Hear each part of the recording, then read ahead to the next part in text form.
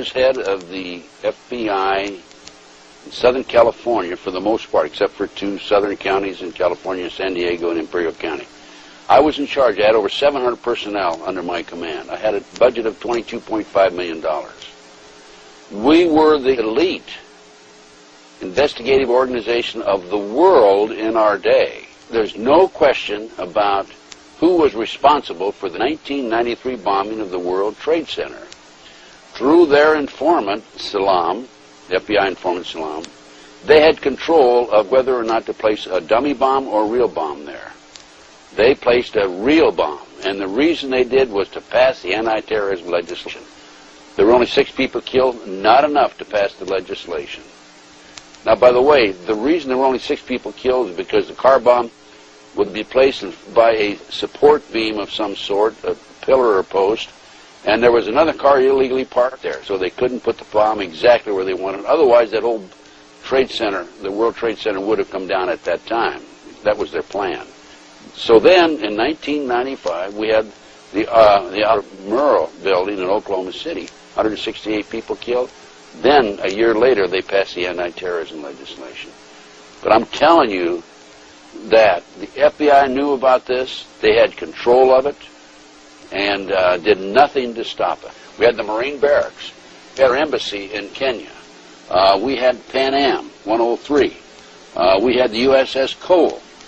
We had Oklahoma City. We had the World Trade Center in 1993. Our government was involved in some of those. I can't say all of them because I don't know, but I do have documentation that there was government implication in some of these. And we'll discuss them as we go. Well, Ted, the people out there, I mean did you know that the World Trade Center went up when it was bombed internally, that it all was put together by an organization called the FBI? Is that this is 1993? Yeah.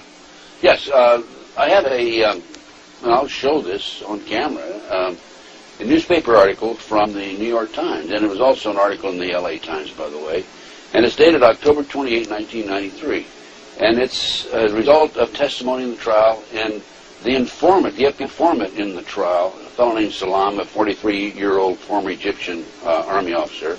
Salam. Right. He was the informant for the FBI, and he recorded his conversations secretly with this. So when it came time for trial, he said, hey, wait a minute, here's what really happened. Now, he told the FBI in advance that they were going to bomb it. He was assigned, given the assignment to put the bomb together, and he went to his supervisor, his FBI supervisor, and said, we're going to put a dummy bomb in here, right? And the FBI supervisor said, no, we're going to put a real bomb. Oh, wait a minute. Let's name names. John Antiseth was the supervisor. Yeah, he was the supervisor for the FBI, and he winds up in with having something to do with the Kenya investigation. So here's a guy who's involved in setting up the World Trade Center for to be blown up, and it resulted in the deaths of 6 individuals, over 1,000 injured. $100 million. $500 million. Oh, no. A lot of millions of dollars. Millions of dollars, yeah. And in debt property damage. Right. Now, if justice were done, the FBI agent would be not only in jail, but executed for murder in the first degree. And is the chief suspect in the attack upon the World Trade Center on September 11th, is not the chief suspect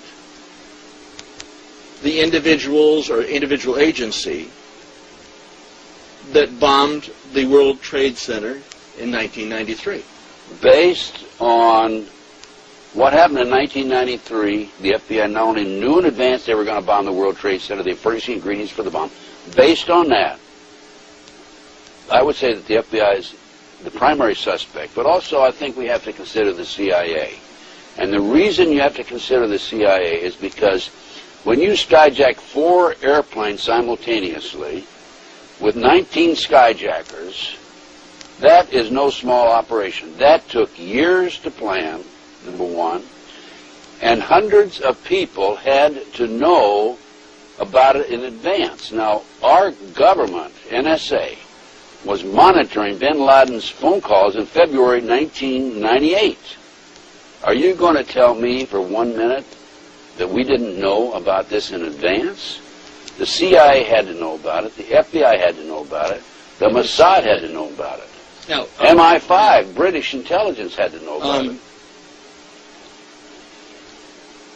The CIA knows about it. The FBI knows about it. The commander-in-chief, the president, would have to know about it. Of course he does. And that would mean that Bush had prior knowledge, and that would implicate him in reality, if we wanted to face this thing as it really is, in murder in the first degree.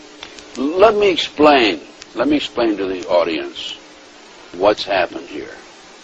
Okay, back in the 80s, 1980s, the Department of Justice proposed legislation to fight terrorism. And this legislation took away many of our constitutional rights and civil liberties. One of the authors, a female attorney with the Department of Justice, publicly made this statement. I've got her name on my file someplace, that before this passes, people will have to be killed. Well, so that was the reason, I feel, for the 1993 World Trade Center bombing. Unfortunately for them, fortunately for us, the good guys, there were only 6 people killed, not enough to pass the legislation. So what happened is 3 years later, no, 93, 2 years later, April 19, 1995, down comes Oklahoma City Murrah building, 168 people killed. 1 year later, the anti-terrorism legislation that takes away many of our constitutional rights and civil liberties is passed. And now with the Twin Towers World Trade Center episode, our Congress is now proposing further restrictions on our constitutional rights and civil liberties. These explosions, these terrorist acts, were an excuse to pass anti-terrorism legislation. And then to implement it. And then to yes. And this is what's happening in the world today.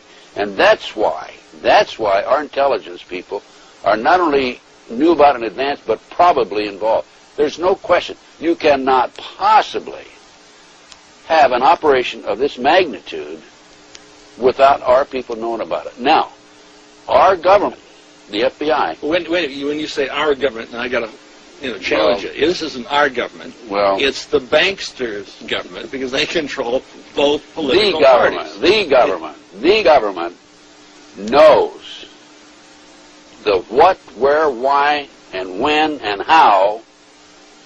And I had a FBI supervisor brag about this to somebody else, and it got back to me, of every patriot and every militia in the United States. Now, if they know that, are you going to tell me that they're not going to know about the terrorists coming and going?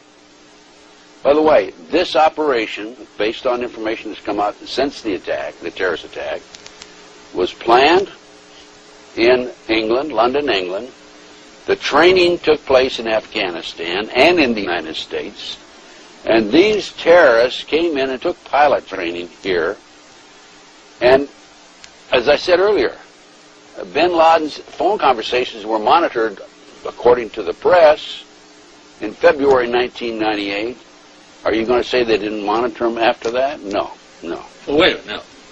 The NSA employs probably 150,000 people. I don't know what their payroll is. I mean, it's the number of personnel. But they have taps on virtually everybody in America. This was part of the anti-terrorism legislation that was passed after Oklahoma City. Well, that's exactly what Adolf Hitler did when he burnt down the Reichstag. Well, why do you think they're trying to do away with the Second Amendment?